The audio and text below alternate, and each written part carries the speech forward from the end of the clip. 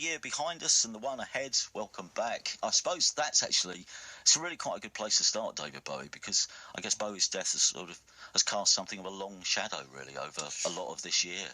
Yeah, well, him and Prince in the same year was staggering, really, when you think of it. You know, after he'd been away for so long and come back, and it's a real shocker. I guess maybe this year will be remembered, but it's been the craziest year that I can remember.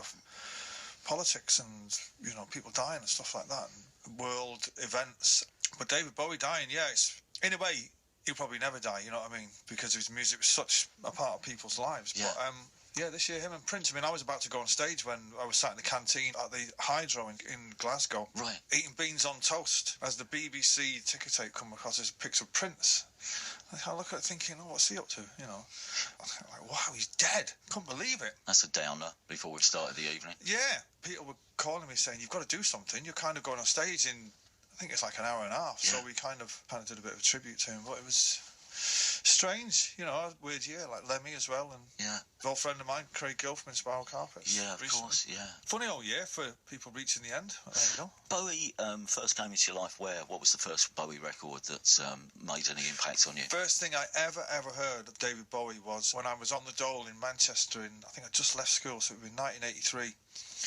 There used to be a thing on, it might have been on Channel 4, it's called 5 Minute Profile. Right. And I distinctly remember there being one of Fleetwood Mac and hearing Oh Well for the first time and thinking, wow, they got the Fleetwood Mac. And I really got into the old, like, Peter Green Fleetwood Mac. That. David Bowie was on.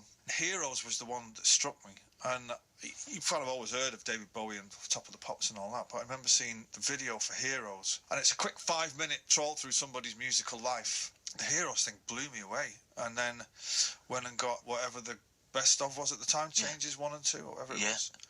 And quickly become obsessed by them. When I was a roadie for Spiral Carpets and just starting with Oasis, being on the cusp of being a songwriter, I had a cassette which I used to bring with me everywhere, which had, in order, 2 David Bowie songs, 2 T-Rex songs and 2 Slade songs, one after the other, for an hour and a half. I used to bore the Inspirals to death with, you know, Mama, We're All Crazy Now. Yeah.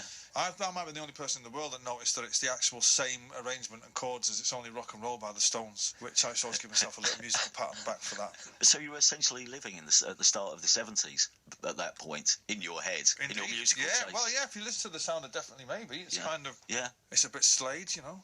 Yeah. I always thought we were more like Slade than the Beatles. But, that Bowie song is great, because there are so many different levels to it, and particularly when that low, ominous bass line. Well, that album, Heathen, is nobody checks for it. You know, I'm not sure how well it did when it came out. I'm not sure I even bought it when it came out. I've only really started listening to it recently, but that track's incredible. Yeah.